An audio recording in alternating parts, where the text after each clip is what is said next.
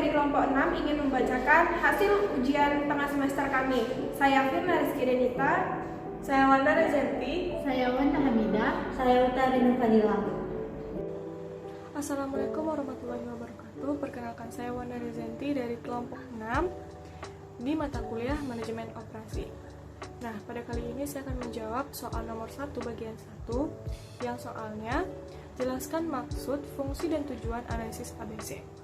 Nah, analisis ABC adalah metode dalam manajemen persediaan atau inventory management yang berguna untuk mengendalikan sejumlah kecil barang, tetapi mempunyai nilai investasi yang tinggi. Berdasarkan hukum Pareto, analisis ABC dapat menggolongkan barang berdasarkan peringkat nilai dari nilai tertinggi hingga terendah, dan kemudian dibagi menjadi kelas-kelas besar terprioritas. Biasanya kelas dinamai dengan A, B, C secara berurutan dari peringkat nilai tertinggi hingga terendah.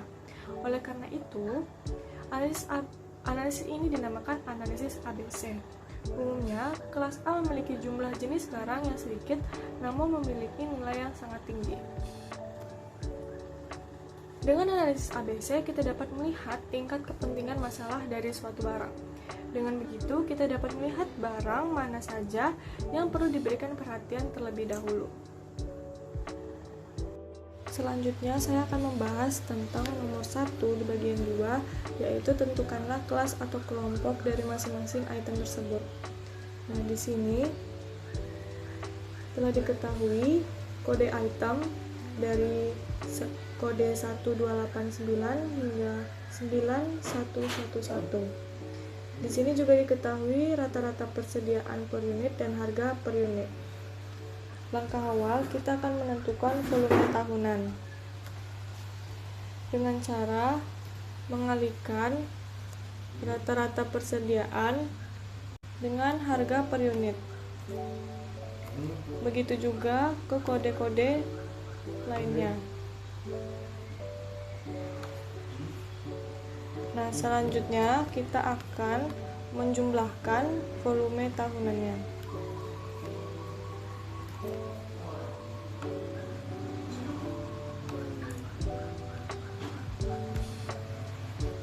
Kemudian kita urutkan volume tahunan terbesar hingga terkecil. Di sini sudah saya urutkan. Yang terbesar adalah kode item 6782 dan yang paling terkecil adalah 8310. Nah, selanjutnya kita akan mencari nilai kumulatif dengan cara mengalihkan volume tahunan dikali 100, kemudian dibagi dengan jumlah volume tahunan. Setelah kita menentukan nilai kumulatif, selanjutnya kita akan menentukan kelas A, B, dan C dari data yang telah kita cari. Nah, untuk kelas A dengan rentang 70 hingga 80%. Di sini saya sudah mencari yang termasuk dalam kelas A, yaitu item 6782 dan item 2347. Dengan volume tahunan sebesar 78,30%. Selanjutnya, kelas B memiliki kode item 1289, 2349, dan 2363 dengan volume tahunan sebesar 18%. Dan kelas C terdiri dari item 2393, 2395, 2844, 9111, 8210, dan 8310 dengan volume tahunan sebesar 3,7%. Assalamualaikum warahmatullahi wabarakatuh. Perkenalkan, nama saya Wanda Hamidah dari kelompok 6. Nah, di sini saya akan menjelaskan soal nomor 1 bagian 3. Adapun pertanyaannya yaitu, jika biaya per unit item 102.289 turun 7% dari harga semula, maka bagaimana perubahan analisis ABC? Nah, oke. di sini kan sebelumnya kita sudah ada mencari yang pertama ya, sudah kita masuk ke Excel. Nah, di sini kan kita pertamanya sudah mencari nih tadi, nilai kumulatifnya juga sudah ada. Namun di soal ini kan kita disuruh untuk merubah harganya turun 7%. Nah, jadi 3,11 ini kita kurang 7% sama dengan 2,89. Nah, kita harus mencari volume tahunannya. Untuk mencari volume tahunan yaitu rata-rata persediaan dikali harga per unit sama dengan 390,15. Nah, untuk mencari nilai kumulatif, jadi kita harus mencari semuanya ulang ya. Tapi pertama kita tentukan dulu total volume tahunan ini berapa. Kita jumlahin dulu.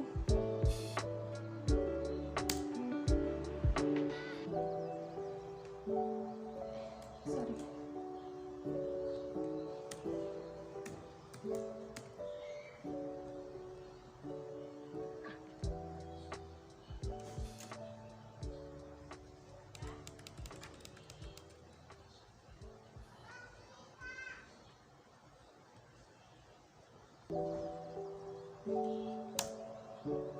Nah, kita dapat jumlahnya yaitu 4.459,21 ya.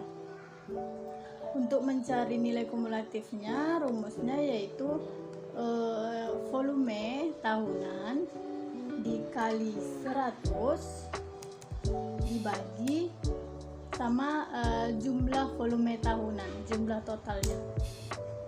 Maka akan ditemuin hasilnya seperti ini.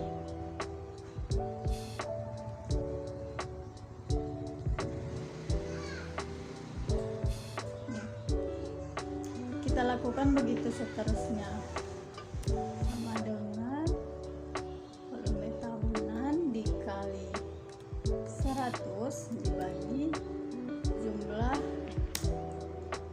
volume tahunan. Kalau kita di Excel, kita bisa langsung tarik aja ke bawah ini. Nah, ini kan div, udah di sininya kita ganti. Nah, begini guys.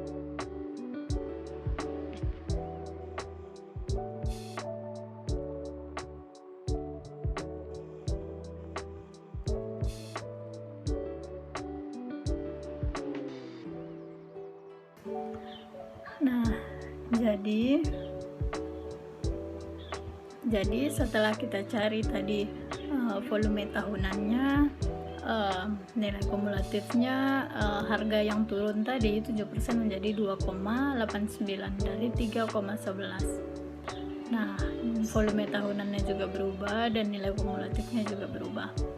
Nah, di sini kita melakukan pembagian, yaitu yang ini kelas A karena biayanya yang besar ya.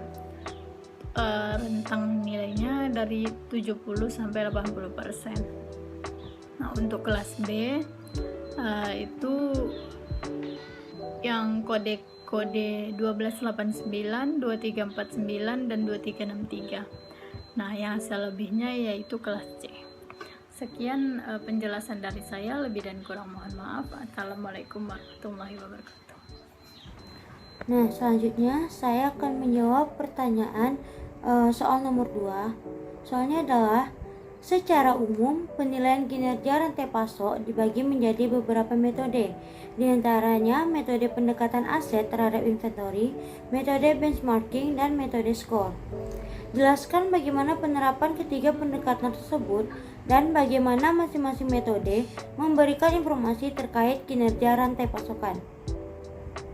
Jadi, cara metode pendekatan aset terhadap inventory untuk memberikan informasi terkait kinerja rantai pasokan melalui beberapa tahap, karena inventory berperan penting dalam hampir semua jenis organisasi. Pada perusahaan jasa, inventory berupa material dan supplies yang diperlukan untuk memberikan layanan pada pelanggan.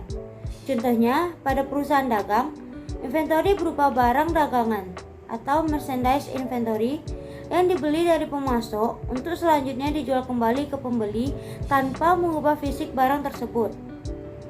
Berbeda dengan perusahaan jasa dan perusahaan dagang, pada perusahaan manufaktur, inventory berupa material yang selanjutnya dikonversi menjadi barang jadi atau finished goods. Pada perusahaan manufaktur, jenis inventory terdiri dari material, barang dalam proses atau work in process, dan barang jadi. Proses konversi dan overhead pabrik atau factory overhead.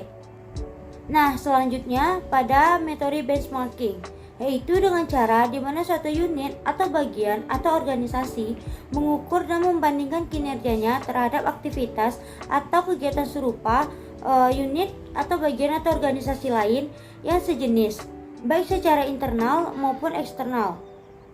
Dari hasil benchmarking, suatu organisasi dapat memperoleh gambaran dalam atau insight mengenai kondisi kinerja organisasi sehingga dapat mengadopsi best practice untuk meraih sasaran yang diinginkan. Perlu diketahui juga bahwa metode benchmarking tidaklah harus peristiwa yang dilakukan satu kali waktu, namun bisa juga merupakan kegiatan berkesinambungan sehingga organisasi dapat memperoleh manfaat dalam meraih praktek aktivitas organisasi yang terbaik untuk mereka. Selanjutnya yaitu metode model score. Model ini menyajikan kerangka proses bisnis, indikator kerja, praktik-praktik terbaik atau best practice, serta teknologi yang unik untuk mendukung komunikasi dan kolaborasi antar mitra rantai supply dan efektivitas penyempurnaan rantai supply. Skor ini juga model referensi proses yang menggabungkan konsep-konsep dalam rekayasa ulang proses bisnis, benchmarking, dan pengukuran proses. Dalam pencapaian tujuan rantai supply akan dilakukan analisa melalui indikator dalam atribut kerja, yaitu reliability, responsiveness, supply chain cost, dan asset management.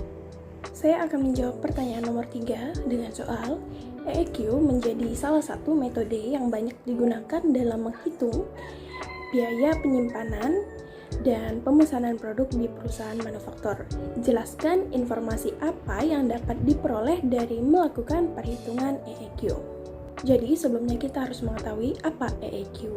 EEQ atau Economic Order Quality adalah jumlah kuantitas barang yang dapat diperoleh perusahaan dengan biaya seminimal mungkin. Metode EEQ ini sering dikenal sebagai jumlah pembelian yang optimal, dengan tujuan untuk menentukan jumlah ekonomis setiap kali pemesanan sehingga meminimalisasi biaya total persediaan. Jadi informasi apa saja yang dapat kita dapatkan dari penggunaan EEQ ini? Yang pertama yaitu mampu meminimalisir terjadinya out of stock sehingga tidak mengganggu proses dalam perusahaan. Yang kedua, mampu mengurangi biaya penyimpanan termasuk menghemat ruang pada gedung ataupun ruangan kerja. Yang ketiga, mampu menyelesaikan masalah yang timbul dari banyaknya persediaan bahan baku yang menumpuk. Misalnya perusahaan konveksi yang menyimpan kain di gudang dapat diminimalisir resikonya seperti kain perca yang sangat rentan terhadap api. Selanjutnya yaitu kita bisa mengetahui berapa banyak persediaan bahan baku yang harus kita pesan dan kapan seharusnya pesanan tersebut kita lakukan. Sekian dari kami, lebih dan kurangnya kami mohon maaf.